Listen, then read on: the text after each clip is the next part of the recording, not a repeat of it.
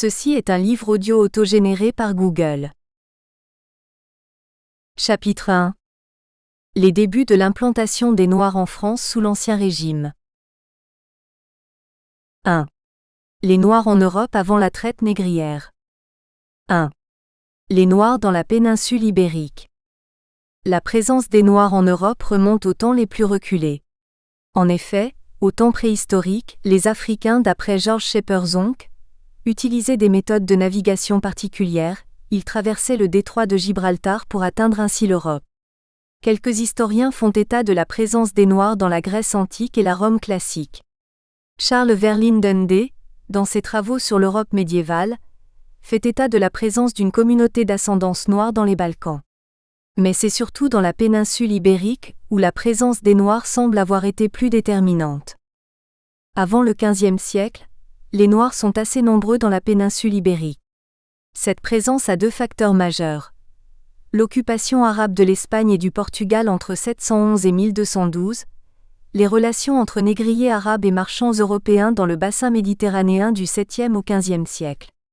De ces deux facteurs, il en résulta donc une implantation des communautés noires non seulement dans la péninsule ibérique mais aussi dans d'autres pays européens, notamment en Hollande, en Angleterre et en France. Il faut noter que le Portugal, l'Espagne, la Hollande, l'Angleterre et la France étaient les nations les plus compétitives dans l'ouverture des mers et dans l'expansion coloniale. La migration la plus significative des Noirs vers l'Europe commença en 1442, 50 ans avant la découverte du Nouveau Monde. Nicolas Clénareux, humaniste belge, note ceci. Quand je suis entré pour la première fois à Évora, j'ai cru que j'avais pénétré dans quelques cités de diables, tant j'y rencontrais partout des nègres. De même, il écrit à un ami, « Les esclaves pullulent de tous côtés, tout se fait par les nègres et des morts captifs. Il y en a à Lisbonne une telle quantité qu'on croirait qu'ils surpassent le nombre de Portugais libres. » En 1541, Damien de Gauze affirme que 10 à 12 000 esclaves étaient amenés annuellement à Lisbonne.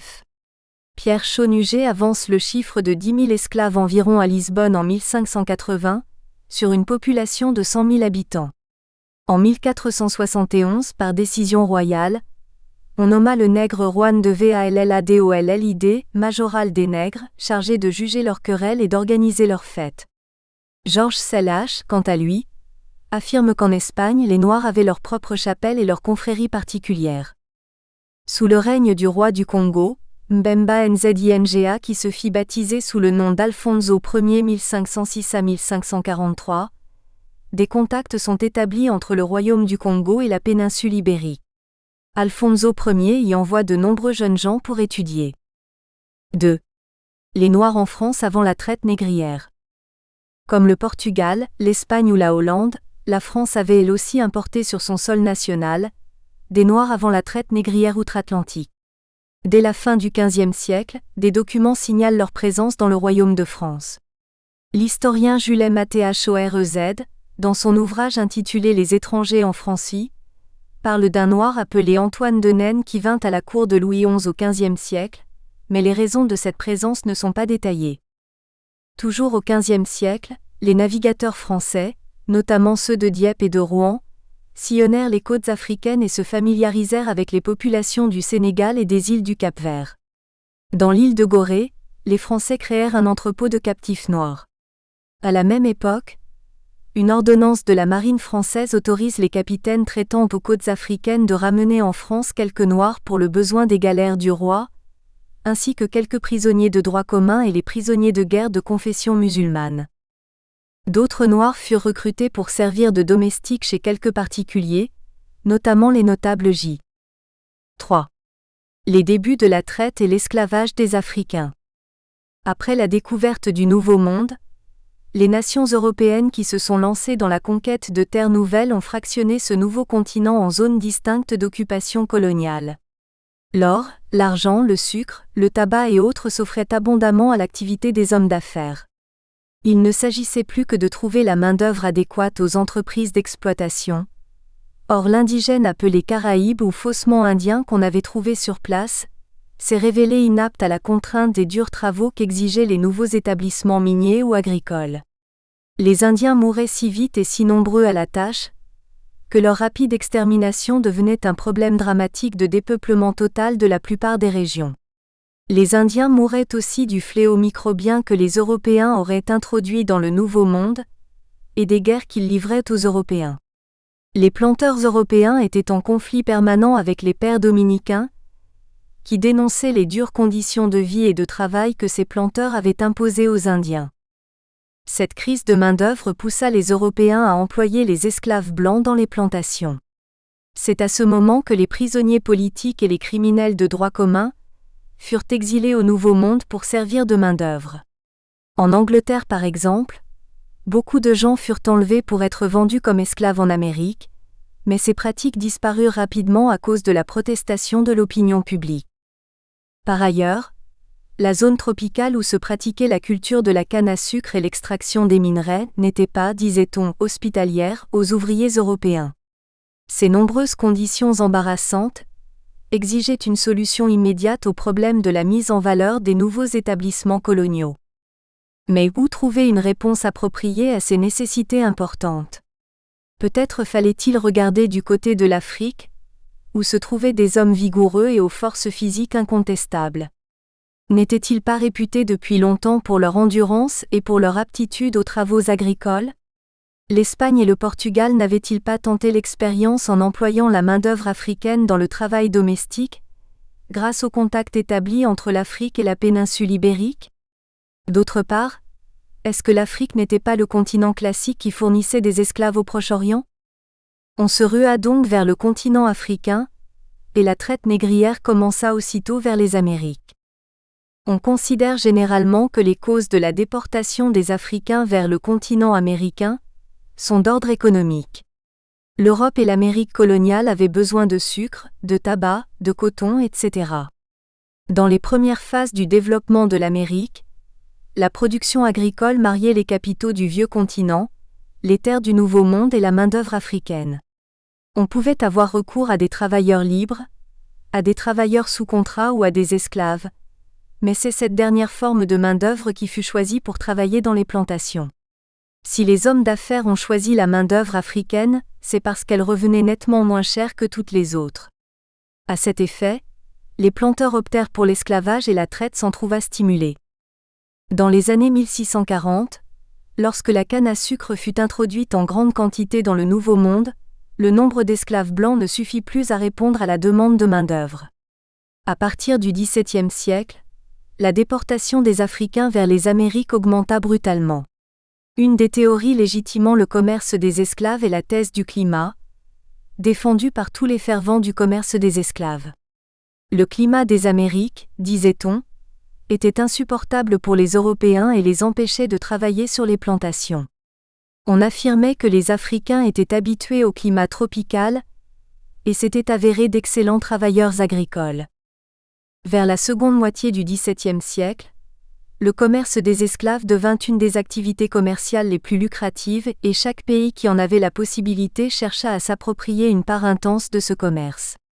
D'après Robert Bisset, car la prospérité et la richesse de la métropole dépendent de l'ampleur du commerce des esclaves, de l'importation des esclaves dans les colonies. Le commerce des esclaves africains au début du XVIIIe siècle fut le fondement sur lequel reposèrent l'industrie coloniale et le commerce colonial des pays européens. Il fut l'un des facteurs les plus importants de ce siècle et joua un rôle considérable dans la gestion des affaires des nations européennes. Le capitalisme européen, en se développant, donnait naissance à une politique commerciale puissante. L'important commerce des esclaves que l'Europe développait avec l'Afrique était une priorité pour la mise en valeur des terres du nouveau continent. Au milieu du XVIIe siècle, les principales colonies dont les Européens devaient tirer d'énormes profits étaient fondées et l'économie de plantation commença à se développer. La traite s'est développée en raison des exigences économiques du capitalisme naissant. Après que les Indiens aient été jugés inaptes puis massacrés, la main-d'œuvre la mieux adaptée au climat tropical était en Afrique. Les terres à coton, à sucre, les mines d'or et d'argent étaient en Amérique et les capitaux en Europe. Le triangle était ainsi formé. La traite des Noirs fut officiellement approuvée par les gouvernements des pays qui pratiquèrent ce trafic pendant 3 siècles, et devait se poursuivre clandestinement un demi-siècle plus tard. Toutes les régions du continent africain ont contribué à ravitailler en hommes les colonies américaines. La traite s'intensifia dans les pays du golfe de Guinée et du golfe du Bénin. Au cours des XVIIe et XVIIIe siècles, la région du golfe de Guinée fut dénommée Côte des Graines, puis Côte d'Ivoire, Côte de l'Or et enfin Côte des Esclaves. Les Français auraient commencé à utiliser la main-d'œuvre africaine asservie un peu avant 1625, année de la colonisation officielle d'une partie des Antilles, notamment Saint-Christophe. Jusqu'en 1625, les colons français employaient des esclaves noirs qu'ils se procuraient auprès des négriers espagnols de passage. Mais à la fin du XVIIe siècle, ils décidèrent de s'engager pleinement dans la traite et l'esclavage des Africains pour cultiver les terres. Aux Antilles, les premiers colons espagnols s'étaient procuré la main-d'œuvre dont ils avaient besoin en asservissant les populations caraïbes trouvées sur place. La pratique de l'esclavage engendrait des sentiments d'hostilité chez les Caraïbes ou les Indiens, qui déclenchaient des guerres sans fin portant préjudice à tout développement économique. Après l'expérience décevante de la main-d'œuvre caraïbe, on avait recours à d'autres sources de main-d'œuvre, c'est-à-dire aux engagés blancs et aux esclaves africains. A. Les engagés blancs. En France, les engagés blancs étaient recrutés pour défricher les terres incultes. Cette pratique fut par la suite transférée aux Antilles. Ce système permettait aux jeunes gens de s'engager à demeurer aux Antilles pendant 3 ans. Ils recevaient en échange le prix de leur passage en bateau et une certaine somme d'argent. 3 ans plus tard, ils étaient censés se trouver en possession d'un pécule leur permettant d'acheter quelques parcelles de terre aux Antilles. Le gouvernement français donna son approbation à une institution qu'il jugea nécessaire au bon fonctionnement des colonies. Les engagés étaient recrutés un peu partout. Ils étaient soit des engagés volontaires, soit des engagés forcés. Les premiers comprenaient, écrit Lucien Pétroel, des gens sans ressources, domestiques, compagnons sans travail ou dégoûtés de ne pouvoir devenir maîtres, paysans las de la corvée aux yeux desquels on faisait luire le rêve d'une terre qui leur appartiendrait. Les seconds étaient des vagabonds, des fraudeurs ou bien des fils de familles déshéritées, des jeunes gens qui sont tombés dans des égarements de jeunesse et s'amusent à fainéanter dans le royaume au lieu de travailler. Aussi le roi les fait-il embarquer d'office pour les colonies. Les engagés, théoriquement libres de décider de leur sort, se voyaient fort souvent dans l'obligation de quitter la France pour des raisons d'ordre économique. Parfois, ils se retrouvaient victimes des agissements des capitaines alléchés par de fortes sommes que payaient les colons pour se les procurer. Une fois débarqués dans les colonies, ces engagés étaient souvent traités avec beaucoup de méchanceté, car les planteurs les sachant à leur service pour 3 ans seulement avaient tendance à les exploiter au maximum. Pendant la durée de son contrat, l'engagé ne jouissait d'aucune liberté, d'aucun droit civique. Il ne pouvait ni signer, ni voter aux élections locales, ni se marier sans l'autorisation de son maître. Il lui était interdit de quitter son maître, quel que fût le traitement qu'il subissait. Des mesures punitives furent instituées contre les engagés qui s'enfuyaient. Une oreille coupée et une fleur de lys marquée au fer sur l'une des 2 épaules pour ceux qui s'échappaient pour la première fois, une fleur de lys sur l'autre épaule et une jambe amputée pour ceux qui récidivaient. Enfin, la mort était la peine qu'on appliquait à ceux qui tentaient de s'évader pour la 3e fois. B. Les Africains. Au début, les Africains constituaient une source de main-d'œuvre moins importante que les engagés. Ils ne formaient pas une catégorie à part, mais plutôt assimilés aux engagés blancs par les colons et par la loi. À l'exception de la durée de leur service, aucune législation particulière ne s'appliquait à eux. Ce n'est qu'en 1619, date à laquelle fut fondée la Compagnie de Rouen dans le but d'acheter des esclaves noirs qui étaient ensuite revendus aux planteurs antillais, que le gouvernement français établit certains règlements. On précisait dans ces règlements que le traitement des nègres ne diffère pas de celui des serviteurs français, sinon qu'ils étaient serviteurs perpétuels. D'après Lucien Peytraud, il n'y avait pratiquement pas de différence entre le statut de l'Africain et de l'engagé blanc. Dans les années 1640, le sort de l'engagé blanc est plus pénible que celui de l'esclave africain. L'esclave africain fut parfois appelé l'engagé africain. En 1698, l'intendant Robert de la Martinique informait le ministre de la Marine que les planteurs maltraitaient leurs engagés, qu'il faisait beaucoup moins de cas d'un engagé que d'un noir esclave, et se mettait moins en peine de la mort d'un engagé que celle d'un esclave parce qu'il perdait plus à l'un qu'à l'autre. N. C'est vers la fin du XVIIe siècle que les esclaves africains allaient constituer l'essentiel de la main-d'œuvre nécessaire à l'exploitation des terres. En 1664, il y avait à la Martinique autant de blancs que de noirs. Mais quelques années plus tard, ces derniers devenaient nettement plus nombreux. Vers 1670, le nombre d'engagés blancs commença à décroître sensiblement parce que la main-d'œuvre esclave s'avérait plus rentable. C. De l'abandon du système d'engagés blancs à l'esclavage des Africains. Jusqu'en 1690, l'économie des colonies françaises des Antilles était essentiellement basée sur l'élevage du bétail et la culture du cacao, de l'indigo et du tabac. Après 1690, la culture de la canne à sucre va supplanter toutes les autres activités. La culture de la canne à sucre, jugée plus lucrative, exigeait une main-d'œuvre abondante. Le système des engagés ne fournissant plus le nombre de travailleurs souhaités, quelques planteurs antillais durent augmenter le volume de leur main-d'œuvre en important uniquement les esclaves noirs. L'expansion de l'industrie sucrière et le nombre décroissant d'engagés blancs poussèrent les planteurs à opter pour l'importation de la main-d'œuvre africaine, qui, selon eux, représentait un avantage certain dans le développement des terres antillaises.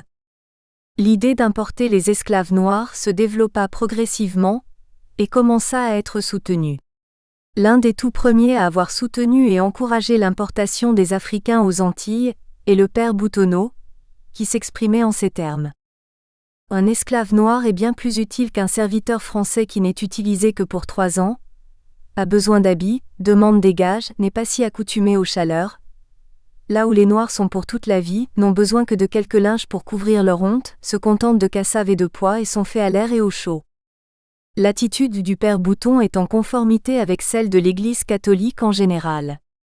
La complicité de l'Église catholique, religion d'État, est évidente même si certains responsables religieux ont pris leur distance vis-à-vis de la thèse soutenue par l'Église. Le système d'esclaves étant perpétuel, leur nombre augmentait progressivement par la naissance des enfants, lesquels, pour tout héritage, succédaient à la servitude et à la sujétion de leurs parents. Devant les premiers succès recueillis pour l'utilisation de la main-d'œuvre africaine, les planteurs antillais se prononcèrent tous en faveur de l'importation des esclaves noirs, abandonnant ainsi le système peu rentable des engagés blancs. Le choix des esclaves noirs n'est pas seulement dû aux raisons économiques, mais aussi aux raisons sociales.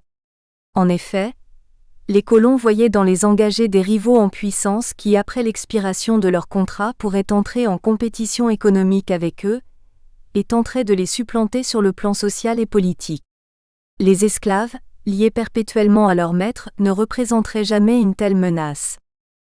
Dès le début du XVIe siècle, les Portugais et les Espagnols employèrent des esclaves africains dans leurs colonies du Nouveau Monde.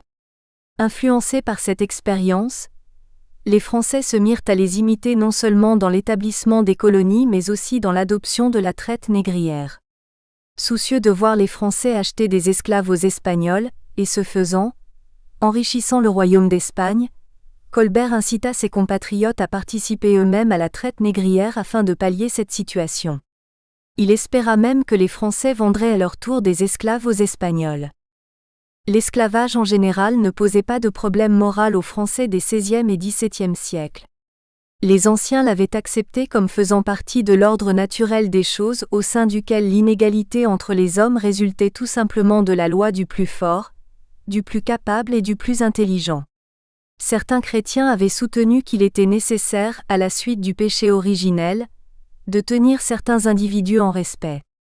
Selon la doctrine chrétienne, ce que l'homme avait à craindre n'était pas l'asservissement à un autre homme, mais l'asservissement aux forces du mal. L'unique libération à laquelle il devait aspirer était celle de son âme. Face au problème du salut éternel, l'esclavage perdait de son importance. L'adoption de l'esclavage comme moyen indispensable pour la mise en valeur des colonies antillaises suscita peu de controverses dans les esprits du XVIIe siècle. On ne se demandait presque pas s'il était juste ou injuste d'asservir les Africains. À cette époque, les inégalités sociales et politiques représentaient la norme, et un homme pouvait être torturé dans sa chair sans que l'opinion s'en émût véritablement. Comparé à des traitements de ce genre jugés tout à fait ordinaires et rarement dénoncés, l'asservissement des Africains dans les colonies semblait un usage moins répréhensible. À travers les écrits du XVIIe siècle dont j'ai eu connaissance, rares sont les grands penseurs de ce siècle qui réprouvèrent le commerce des esclaves dans lequel la France venait de s'engager.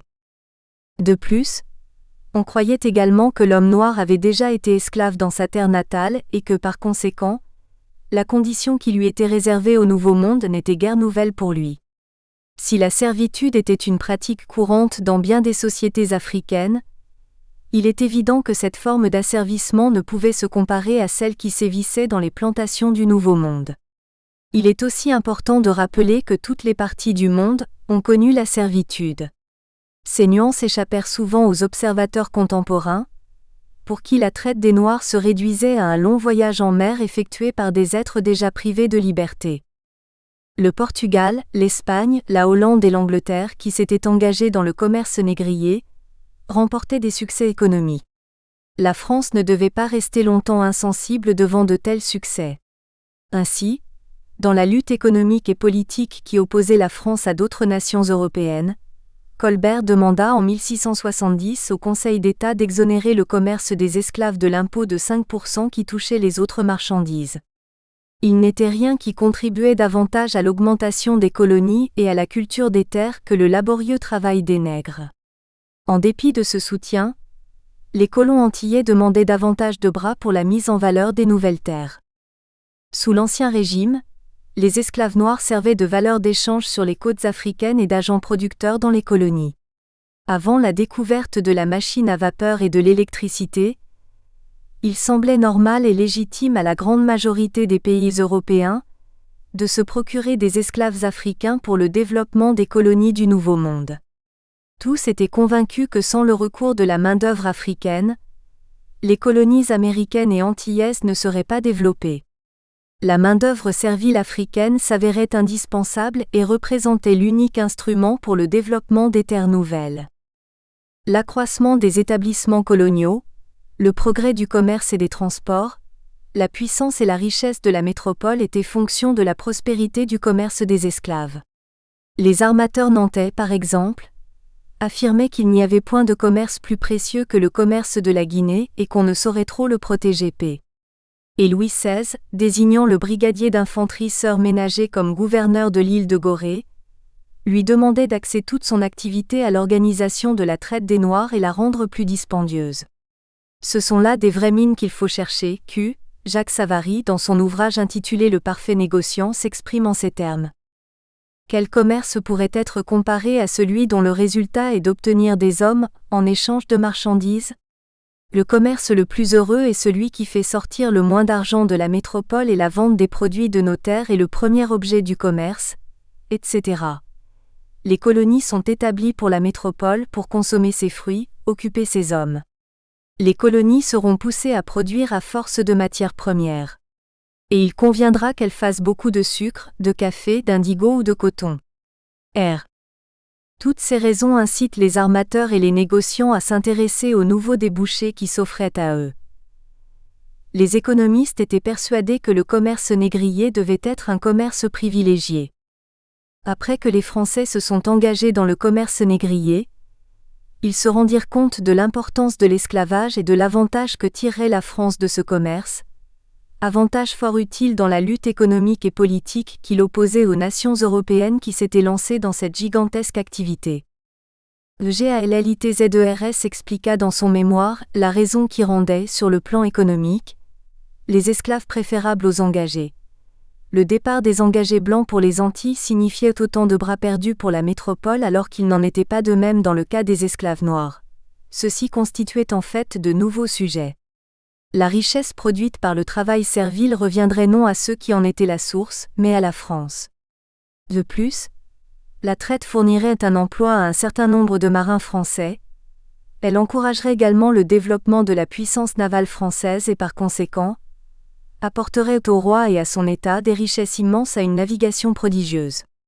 Elle aurait donc un rôle à jouer dans la rivalité économique et politique des pays européens. La multitude des nègres est nécessaire pour soutenir la concurrence des nations européennes dans la fourniture des denrées des îles et dans la navigation. Le commerce des esclaves se développe de plus en plus au XVIIIe siècle et atteint son apogée vers 1770. De nombreuses villes maritimes vont prendre une part importante dans ce négoce. Ces mêmes villes doivent en partie leur développement au commerce des esclaves, c'est le cas pour Nantes, Bordeaux et La Rochelle. Le commerce négrier occupait un rôle de premier plan dans l'activité économique et sociale. Beaucoup de gens se sont anoblis grâce au trafic négrier. L'institution esclavagiste fut approuvée par toutes les couches sociales.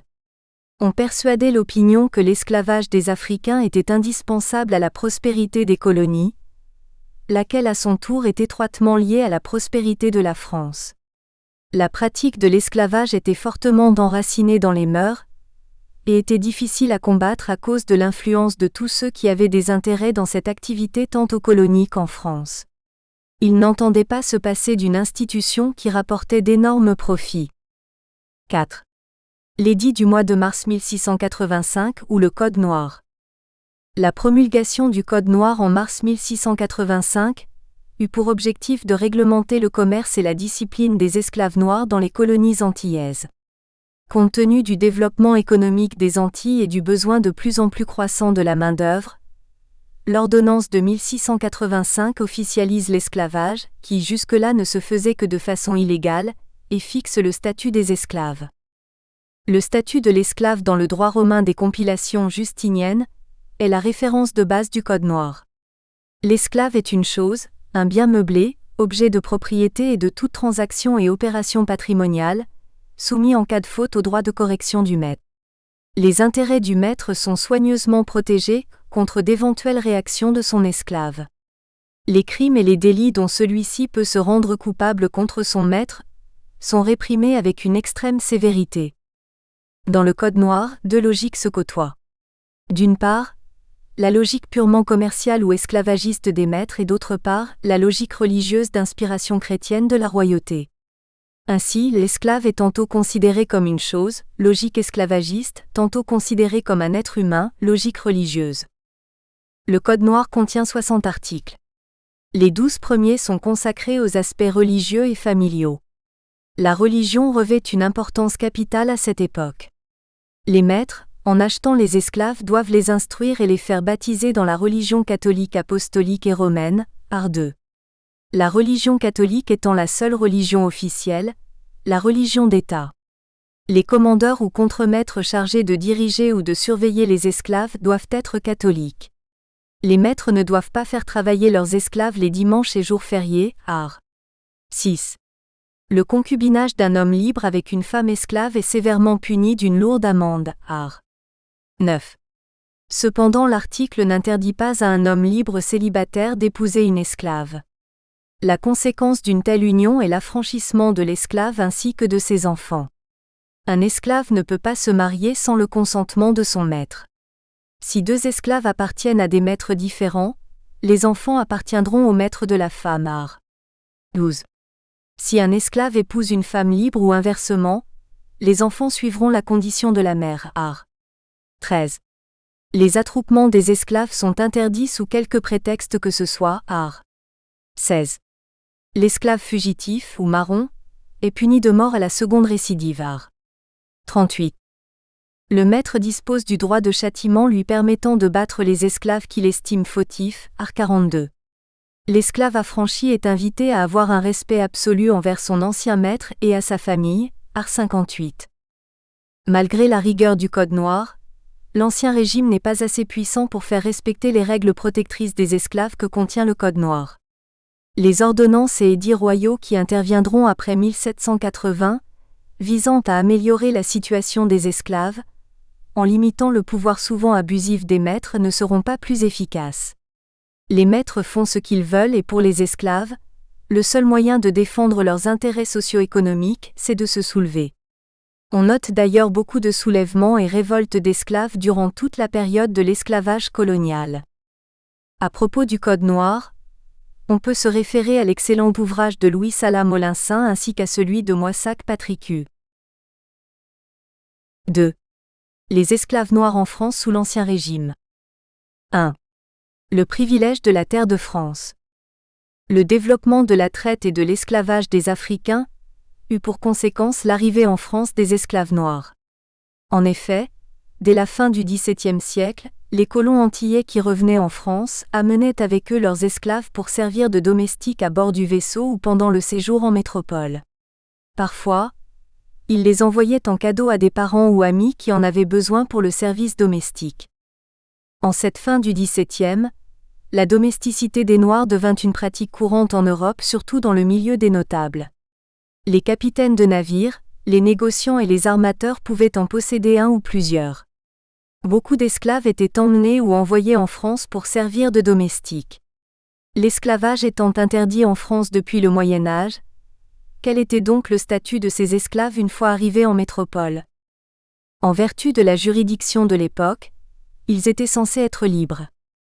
En effet, par l'édit du 3 juillet 1315, Louis X, appelé aussi Louis le Hutin, rendit la liberté aux serfs du domaine royal. Cet édit ne fit que consacrer officiellement l'œuvre d'affranchissement dans le royaume de France. À partir de cette date, le principe de la liberté individuelle triomphait dans le royaume de France. À propos, le roi s'était exprimé en ces termes. Selon le droit de nature, chacun doit naître franc. Nous espérons que vous avez apprécié cet aperçu. Pour continuer à écouter ce livre audio sur Google Play Livres, utilisez le lien dans la description de la vidéo.